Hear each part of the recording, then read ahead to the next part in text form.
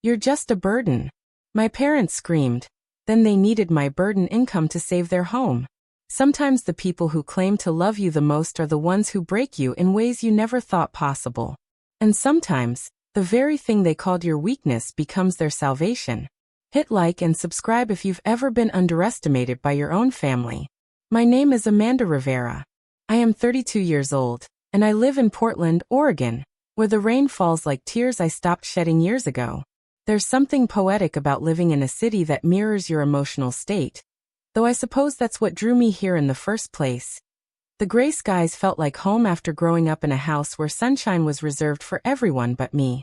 I work as a financial analyst for a boutique investment firm, a job that pays me well enough to afford a small but comfortable apartment overlooking the Willamette River. My neighbors think I'm successful, maybe even enviable. They see the tailored blazers, the designer handbags I treat myself to on occasion, the way I carry myself with quiet confidence through the hallways of our building. What they don't see is the careful way I've constructed this life, brick by brick, after my family tried to tear me down stone by stone. The irony isn't lost on me that I make my living analyzing risk and reward, predicting financial outcomes, when I spent the first 28 years of my life being told I was incapable of anything worthwhile. But perhaps that's exactly why I'm so good at what I do. When you've been underestimated your entire life, you develop a razor-sharp ability to see what others miss. My story begins not with my success, but with my failure, or rather, what my parents perceived as my failure. Growing up in Sacramento, I was the middle child sandwiched between two shining examples of what my parents, Maria and Carlos Rivera, considered perfection. My older brother Diego was the athlete, the charmer, the one who could do no wrong. My younger sister Valentina was the beauty, the social butterfly, the one who made my parents beam with pride at every family gathering. And then there was me, Amanda, the bookish one, the quiet one, the one who preferred library corners to soccer fields, who chose calculus over cheerleading, who found solace in numbers when words failed me in family arguments I could never win. My parents weren't cruel in the obvious ways. They never hit me, never screamed at me more than they screamed at my siblings. But there's a special kind of cruelty in being consistently overlooked, in being the afterthought, in being the child whose achievements are met with polite acknowledgement while your siblings' mediocre efforts are celebrated with feast-like proportions. When Diego barely graduated high school, my parents threw him a party. When I graduated summa cum laude from UC Davis with a degree in economics, they sent a card.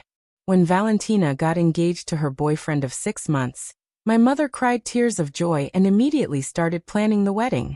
When I got my first job at a respected firm in San Francisco, my father asked if I was sure I could handle the pressure. The pattern was so consistent, so unrelenting, that I began to believe their version of me. I was the burden. I was the one who required more effort and produced less joy. I was the mistake they were too polite to acknowledge but too tired to fully embrace. The breaking point came 3 years ago, during what should have been a celebration. I had just been promoted to senior analyst, a position that came with a substantial salary increase, and the kind of respect I had craved my entire life. I was 29 years old, finally financially stable, finally proud of something I had accomplished entirely on my own. I decided to drive down to Sacramento for the weekend, to share my good news with my family. I had fantasized about this moment for weeks, imagining my parents' faces when they realized their burdened daughter had achieved something significant, something that proved I wasn't the disappointment they had always treated me as. I arrived on Friday evening with a bottle of expensive champagne and a heart full of hope. My parents were in the living room watching television, the same worn couch where I had spent countless evenings feeling invisible, while my siblings monopolized their attention. "Mom, Dad," I said, setting the champagne on the coffee table with what I hoped was casual confidence. "I have some news to share." My mother glanced up from the screen, barely registering my presence. "What is it, Mija?" "I got promoted. Senior analyst. It comes with a 40% salary increase." My father muted the television, and for a moment, I thought I had finally captured their full attention. But instead of congratulation, instead of pride, he looked at me with the same expression of mild annoyance he'd worn throughout my childhood. "That's nice, Amanda," my mother said. her tone suggesting it was anything but nice. But you know, we have bigger things to worry about right now. Bigger things. My career milestone was dismissed as easily as if I had announced I'd learned to tie my shoes. I felt something crack inside my chest, a sound like glass breaking that only I could hear. What bigger things? I asked, though I knew I shouldn't have. I knew I should have just accepted the dismissal, retreated to my childhood bedroom, and counted the hours until I could drive back to my real life. My parents exchanged a look, the kind of wordless communication that excluded me as efficiently as if they had spoken in code. My mother sighed, the sound heavy with obligation. We're having some financial difficulties, she said. Your father's construction business has been slow, and we're behind on the mortgage. We might lose the house. The house. The same house where I had felt like a ghost for 18 years, where my accomplishments went unnoticed and my struggles went uncomforted. The house where my parents had raised 3 children, but only seemed to see 2 of them. I'm sorry to hear that, I said carefully. Have you considered downsizing? There are some nice condos in Natomas that might be more affordable. My father's face darkened. We're not moving. This is our home. This is where we raised our family. Then maybe I can help, I offered, the words tumbling out before I could stop them. With my new salary, I could contribute something toward the mortgage payments. The silence that followed was deafening. My parents stared at me as if I had suggested something absurd, something offensive. Then my father laughed, but it wasn't a sound of amusement. It was cold, dismissive, cruel. Help, he said. Amanda, you can barely take care of yourself. You've never even had a serious relationship. You live alone in some expensive city, wasting money on things you don't need. You think we want financial advice from someone who can't even figure out how to build a normal life? My mother nodded along, her expression pitying. Mija, we appreciate the offer, but we need real solutions. Not charity from someone who doesn't understand real responsibility. That's when Valentina walked in, her engagement ring catching the light as she gestured animatedly about wedding venues. Within minutes, the conversation had shifted entirely to her upcoming nuptials, her need for financial help with the ceremony, her hopes and dreams and perfect life with her perfect fiancé. I sat on that worn couch, holding my unopened champagne, watching my parents beam at their youngest daughter, while they completely forgot I existed. And something inside me finally, permanently broke. You know what?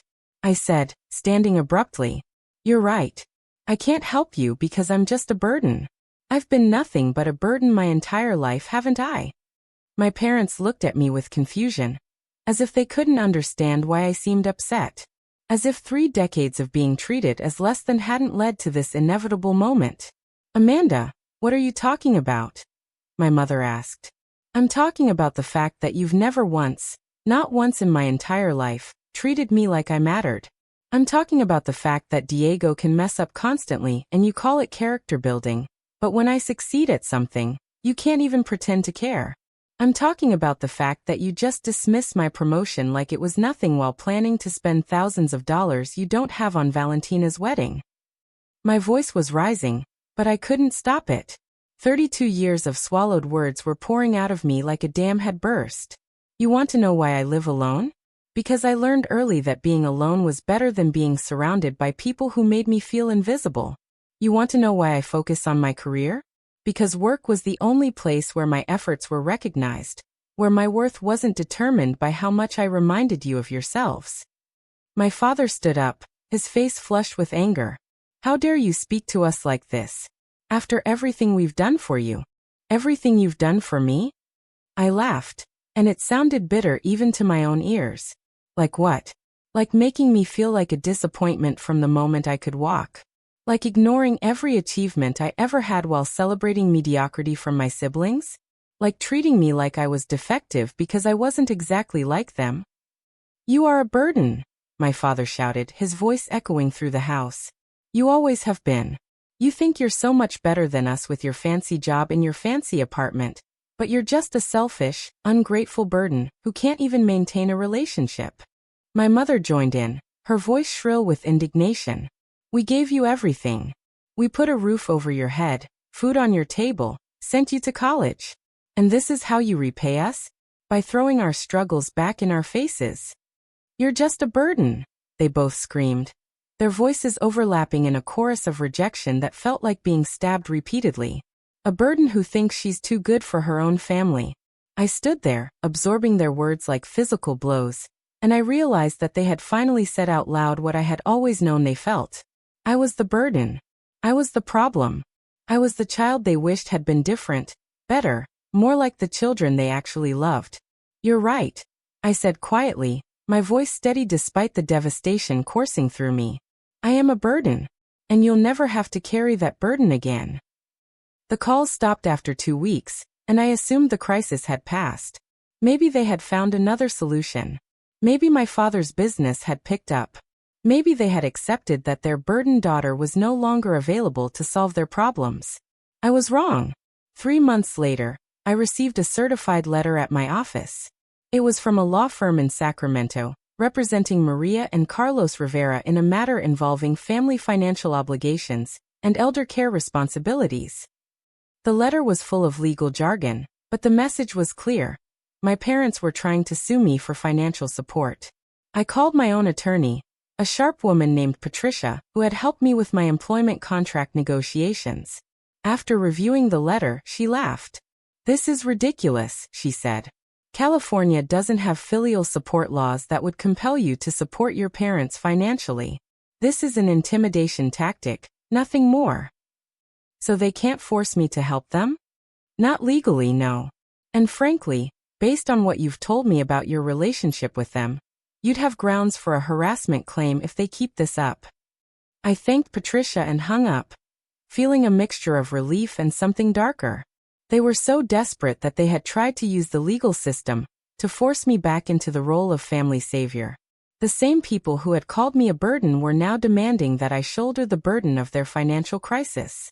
The irony was exquisite. 2 weeks later, Valentina showed up at my office. I was in a meeting with a client when my assistant knocked on the door to tell me there was a family emergency, and my sister was in the lobby. Against my better judgment, I excused myself and went downstairs. Valentina looked terrible.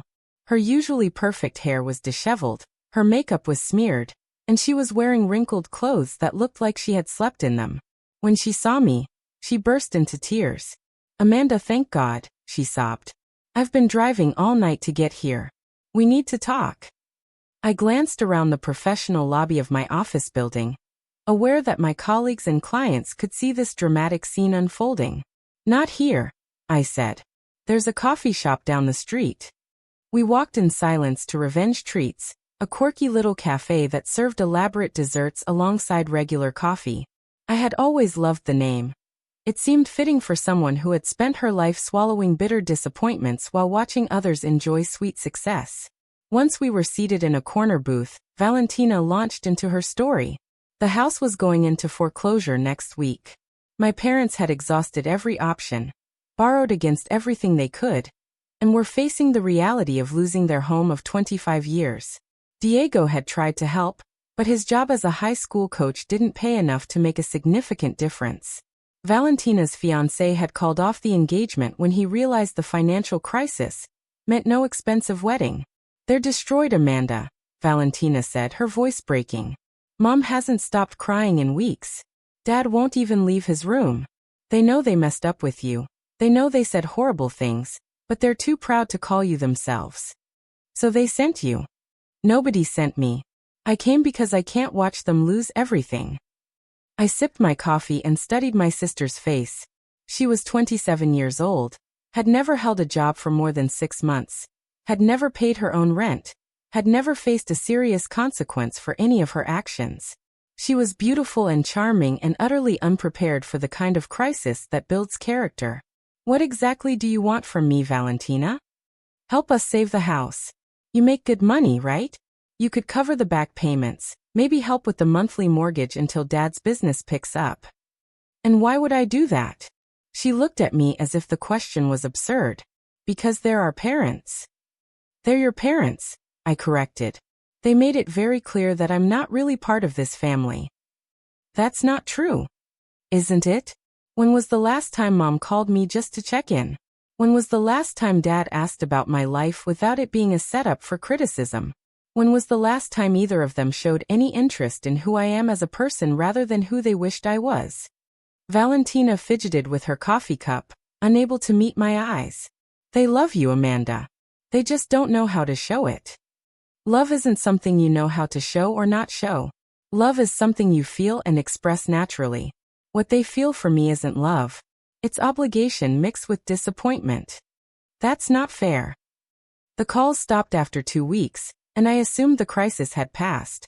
Maybe they had found another solution. Maybe my father's business had picked up. Maybe they had accepted that their burdened daughter was no longer available to solve their problems. I was wrong. 3 months later, I received a certified letter at my office. It was from a law firm in Sacramento, representing Maria and Carlos Rivera in a matter involving family financial obligations and elder care responsibilities. The letter was full of legal jargon, but the message was clear. My parents were trying to sue me for financial support. I called my own attorney, a sharp woman named Patricia, who had helped me with my employment contract negotiations. After reviewing the letter, she laughed. "This is ridiculous," she said. "California doesn't have filial support laws that would compel you to support your parents financially. This is an intimidation tactic, nothing more." So they can't force me to help them? Not legally, no. And frankly, based on what you've told me about your relationship with them, you'd have grounds for a harassment claim if they keep this up. I thanked Patricia and hung up, feeling a mixture of relief and something darker. They were so desperate that they had tried to use the legal system to force me back into the role of family savior. The same people who had called me a burden were now demanding that I shoulder the burden of their financial crisis. The irony was exquisite. 2 weeks later, Valentina showed up at my office. I was in a meeting with a client when my assistant knocked on the door to tell me there was a family emergency, and my sister was in the lobby. Against my better judgment, I excused myself and went downstairs. Valentina looked terrible. Her usually perfect hair was disheveled, her makeup was smeared, and she was wearing wrinkled clothes that looked like she had slept in them. When she saw me, she burst into tears. "Amanda, thank God," she sobbed. "I've been driving all night to get here. We need to talk."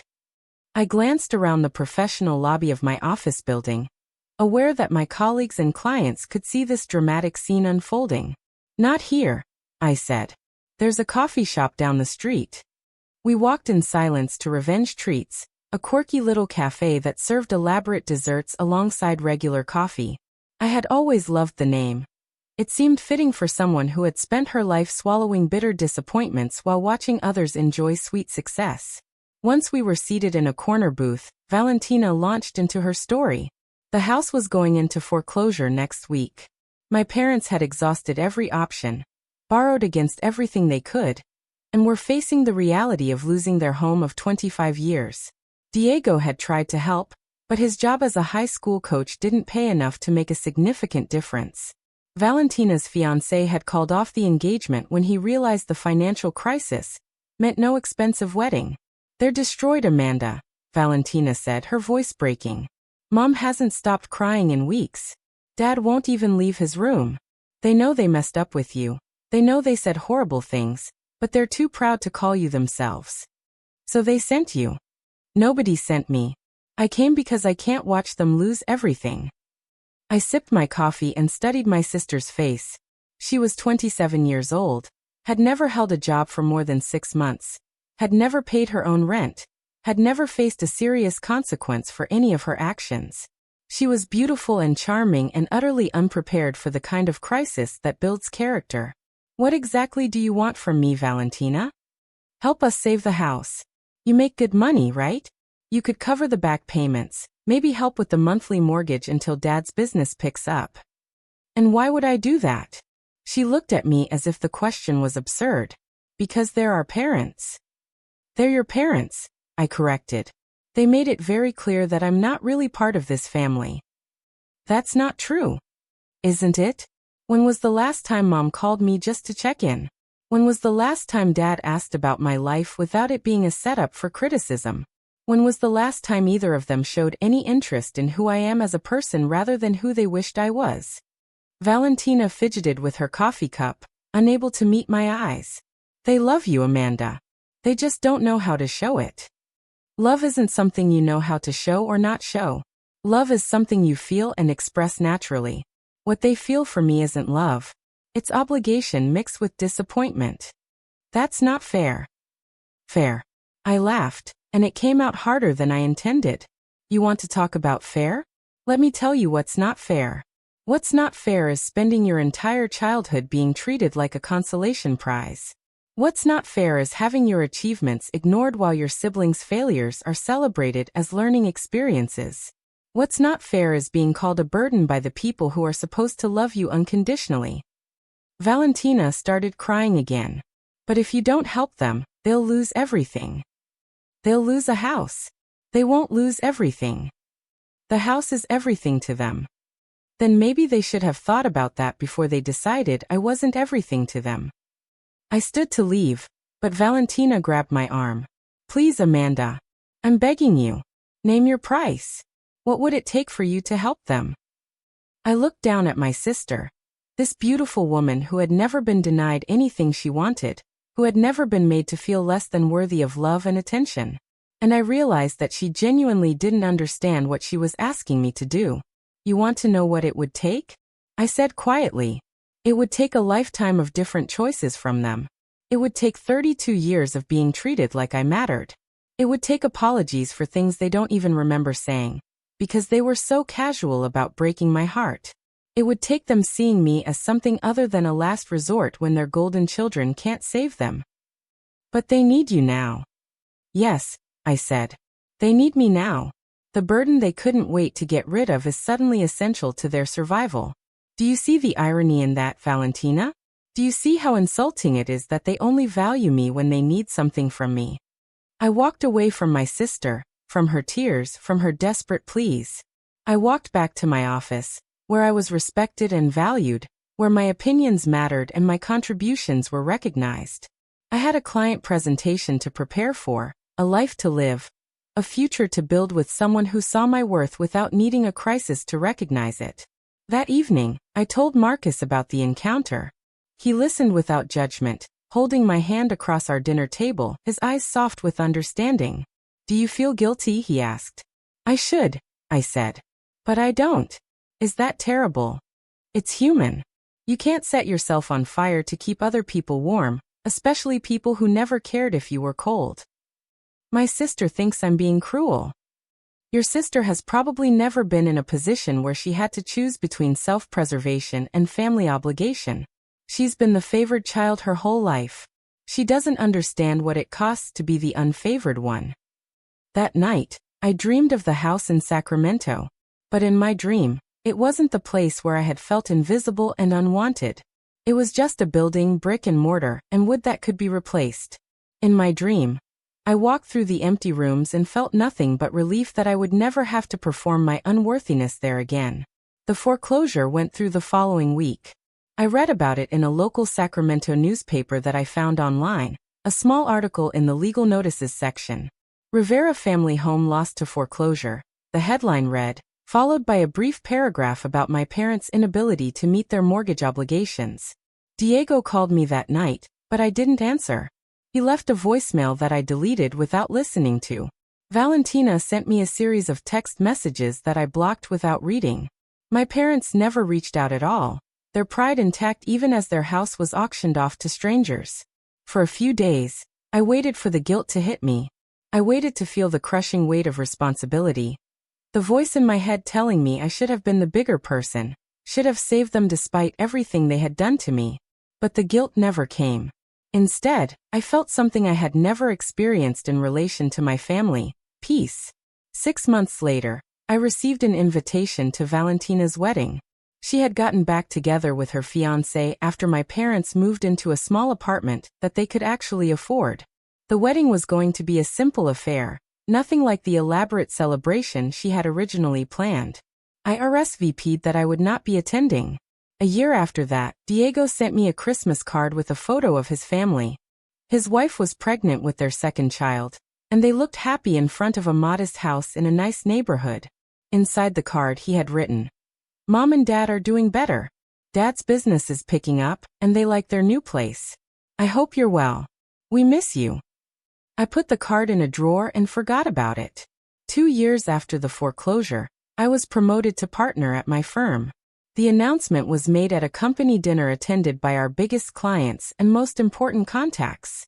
I wore a dress that cost more than my parents' monthly rent and accepted congratulations from people who respected my intellect and valued my contributions. That night, Marcus proposed to me in our apartment overlooking the river. He had been planning it for months, he said, waiting for the right moment to ask if I wanted to build a real family with him, the kind where love wasn't conditional and worth wasn't negotiable. I said yes without hesitation. We married the following spring in a small ceremony attended by our closest friends and the colleagues who had become like family to me. My parents weren't invited. My siblings weren't invited. For the first time in my life, I celebrated something important surrounded only by people who genuinely cared about my happiness. As I danced with my new husband at our reception, I thought about the girl I used to be, the one who would have given anything for her parents' approval, who would have sacrificed her own joy to earn a place at their table. I thought about how much energy I had wasted trying to prove myself to people who had already decided I wasn't worth their effort. And I thought about how much better my life had become once I stopped carrying the burden of their expectations. 3 years after my wedding, I received a phone call from a number I didn't recognize. Against my better judgment, I answered. "Amanda." The voice was older, shakier than I remembered, but unmistakably my mother's. "Mom, I heard about your marriage. Congratulations." "Thank you." There was a long pause, filled with the weight of everything we hadn't said to each other in 6 years. "Your father is sick," she said finally. "Cancer. The doctors say he has maybe 6 months." I felt a flutter of something in my chest, but it wasn't the devastating grief I might have expected. It was sadness, but sadness for what had never been rather than fear of what I might lose. "I'm sorry to hear that. He wants to see you. To talk to you." "Does he?" "He's different now, Mija. The sickness has made him think about things differently. About you. About how we treated you." I walked to the window of my home office, looking out at the garden Marcus and I had planted together. Everything was in bloom, vibrant and alive and thriving. "What does he want to say to me, Mom?" "That he's sorry. That we both are. That we were wrong about you, wrong about so many things." "And what do you want me to say back?" She was quiet for so long I thought the call had dropped. Then, in a voice barely above a whisper, "That you'll forgive us. That you'll come home." "Where is home, Mom?" "Here. With us. With your family." I closed my eyes and let myself imagine it for just a moment. Driving back to Sacramento, walking into whatever small apartment they were living in now, sitting by my father's bedside while he apologized for 32 years of making me feel unwanted. I imagined accepting his apology, offering my forgiveness, becoming the daughter they suddenly needed me to be now that they were facing mortality. And then I imagined going back to my real life, to the family I had chosen, to the people who had loved me without conditions from the very beginning. "I'm not coming home, Mom," I said gently. "This is my home. These are my people. You and Dad made your choice about what kind of relationship you wanted with me a long time ago. I'm making mine now. Please, Amanda. He's dying. I know. And I'm truly sorry about that. But his dying doesn't erase the 32 years he spent making me feel like I was dying inside. We love you. Maybe you do now. Maybe facing his mortality has made you realize that all children deserve love. But I needed that love when I was 7 years old and couldn't understand why Diego got celebrated for bringing home C's while I got lectures for bringing home A-minuses. I needed it when I was 16 and spent prom night alone because you were too busy gushing over Valentina's date to notice I didn't have one. I needed it when I was 29 and came home to share the biggest professional achievement of my life, and you made it clear that my success was less important than Valentina's wedding plans. My voice was steady, calm, free of the anger that had once consumed me when I thought about my family. I needed your love for 3 decades, Mom. I don't need it anymore. So that's it? You're just going to let him die without seeing you? I'm going to let him die the same way he let me live, knowing that love and acceptance from his family were never guaranteed. I hung up the phone and sat in the quiet of my home office, surrounded by the evidence of the life I had built without them. My diplomas on the wall, photos of Marcus and me traveling to places they had never asked about, awards from my firm recognizing achievements they had never acknowledged. My father died 2 months later. I read about it in the online obituary section of the Sacramento Bee. The notice was brief, mentioning his survived family members, his years in construction, his battle with cancer. At the very end, it listed all of his children by name, including me. Even in death, they were trying to claim me as theirs. I didn't attend the funeral. I didn't send flowers. I didn't call my siblings to offer condolences. I had grieved the loss of my father years earlier, when I finally accepted that the man I had always hoped he might become was never going to exist. Marcus held me that night as I cried. Not for my father's death, but for the relationship we had never had, for the little girl inside me who had finally, completely, given up hope that things might someday be different. "Do you regret it?" he asked as my tears soaked his shirt. "Not seeing him before he died?" "No," I said, and I meant it. I regret that it took me 32 years to stop trying to earn love from people who weren't capable of giving it. But I don't regret protecting myself from more disappointment. "You're not cold, you know," he said, reading my thoughts. "You're not heartless. You're just finally putting your own emotional well-being first. It feels selfish sometimes. It's not selfish to refuse to set yourself on fire for people who wouldn't cross the street to help you. It's not selfish to save your energy for people who actually value what you have to offer." A year after my father's death, Valentina reached out one more time. She was pregnant with her first child, she said, and the impending arrival of her daughter had made her think about family, about the importance of healing old wounds. "I want my daughter to know her aunt," she wrote in an email that somehow made it past my spam filters. "I want her to know the smart, successful woman I grew up with, even if we didn't always appreciate her at the time." I started to type a response several times, but each attempt felt false, forced, performative. The truth was that I had no desire to be an aunt to the child of someone who had spent decades treating me as expendable. I had no energy left to invest in relationships with people who only valued me in retrospect, who only missed me when they needed something from me. Instead of responding, I deleted the email and blocked Valentina's address. I had learned that some bridges, once burned, should stay burned. Some wounds, once healed, shouldn't be reopened just because the people who caused them had experienced a change of heart. Today, I am 38 years old. Marcus and I have 2 children of our own, a daughter named Isabel and a son named Gabriel. I watch the way Marcus's parents dote on our children, the way they light up when they see them, the way they celebrate every milestone and comfort every disappointment.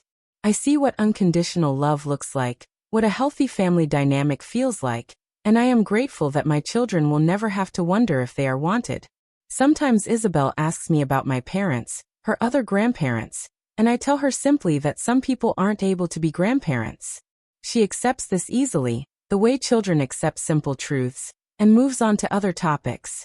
She doesn't push for details because she has never known what it feels like to want love from someone who withholds it.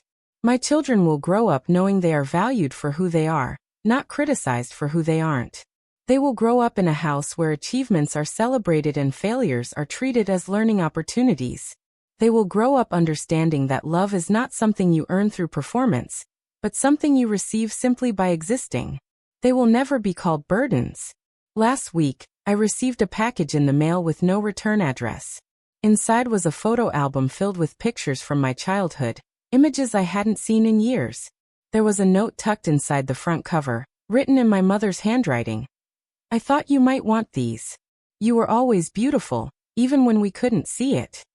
I flipped through the pages, looking at photos of birthday parties and family vacations, school plays and graduation ceremonies.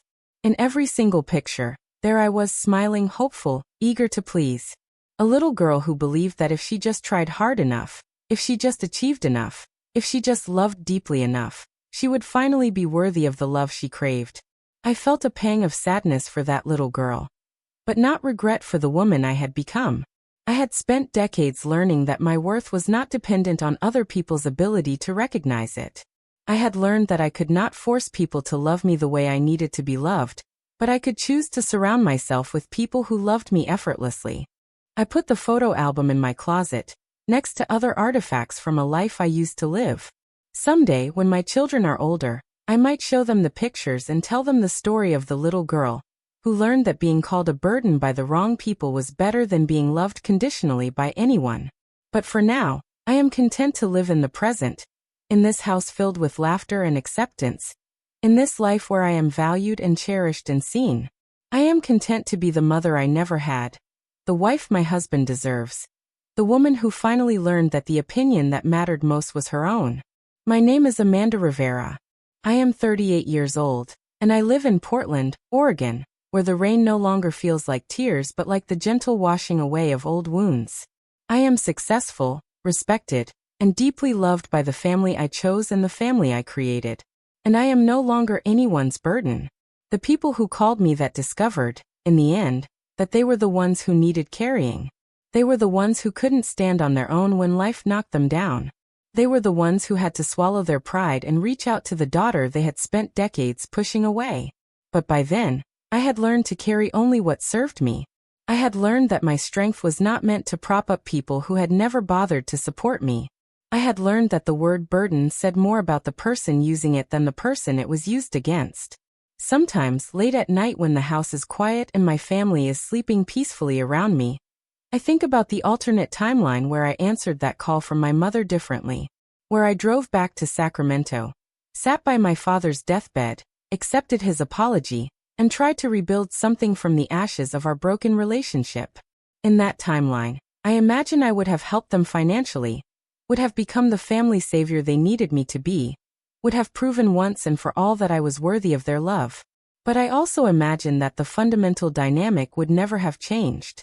I would still be the one who gave more than I received, still be the one whose needs came last, still be the one who had to earn what my siblings received freely. I chose this timeline instead. The one where I learned that walking away from people who diminish you is not cruelty, it's self-preservation. The one where I discovered that the family you choose can be more loyal than the family you're born into. The one where I finally understood that being called a burden by the wrong people was actually a gift, because it freed me to find the right people who would never see me that way. My parents thought they were insulting me when they called me a burden. They thought they were putting me in my place, reminding me of my role in the family hierarchy. What they actually did was give me permission to stop trying to earn their approval. They gave me the final push I needed to build a life where I was valued, cherished, and celebrated for exactly who I was. In the end, their cruelty became my liberation.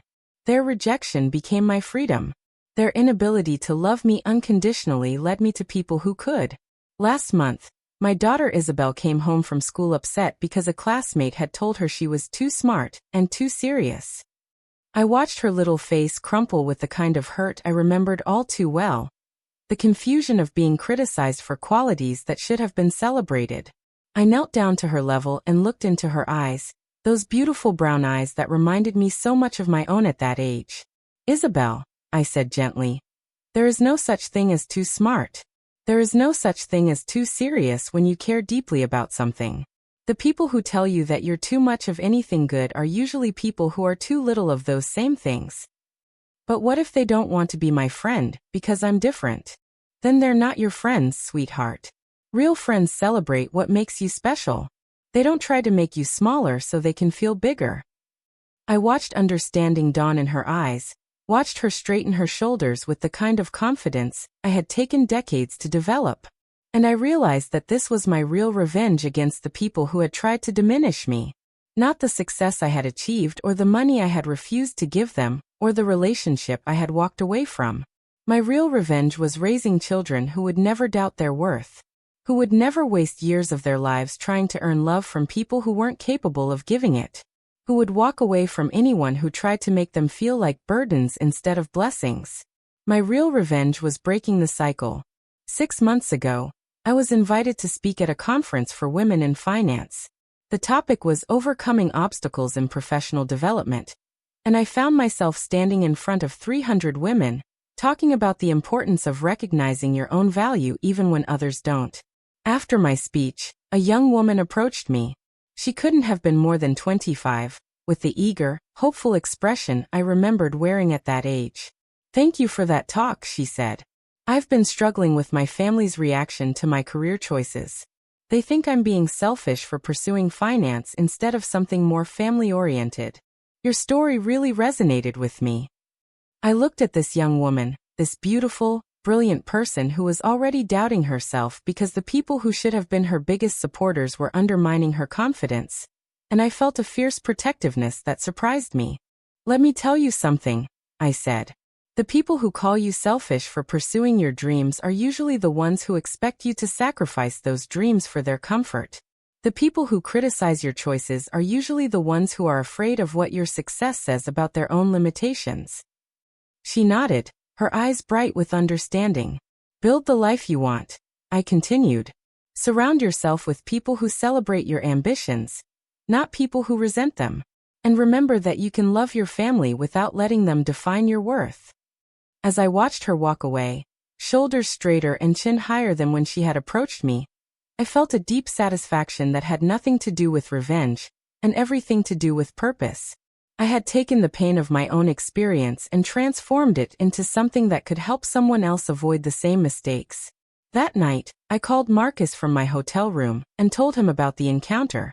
"You know what the best part is," he said. "That young woman will probably never have to go through what you went through.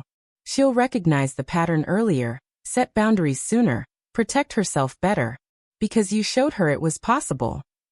Do you think I'm doing the right thing? Talking about my family situation so publicly? I think you're doing exactly what you should be doing.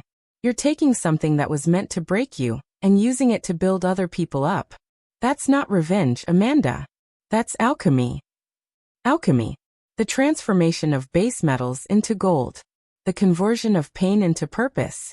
The metamorphosis of being called a burden into becoming a source of strength for others who had been told they were too much, too little, too different, too demanding.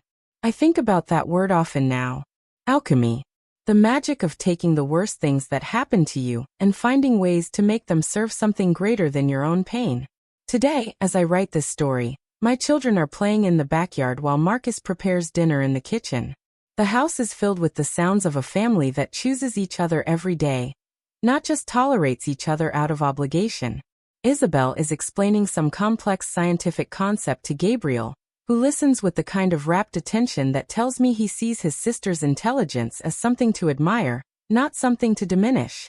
I am 42 years old now, and I haven't spoken to any member of my birth family in over 8 years. I don't know where my mother lives, whether Diego's children are happy, whether Valentina's daughter is growing up loved and supported in ways I never was. And I've finally made peace with not knowing. Some stories don't have reconciliation at the end. Some wounds don't get healed by forgiveness and understanding. Some people don't change, no matter how many chances you give them or how clearly you explain how they've hurt you. But some stories have something better than reconciliation. They have transformation. They have the kind of growth that comes from refusing to stay in relationships that require you to be less than you are. They have the discovery that the family you choose can love you in ways the family you were born into never could.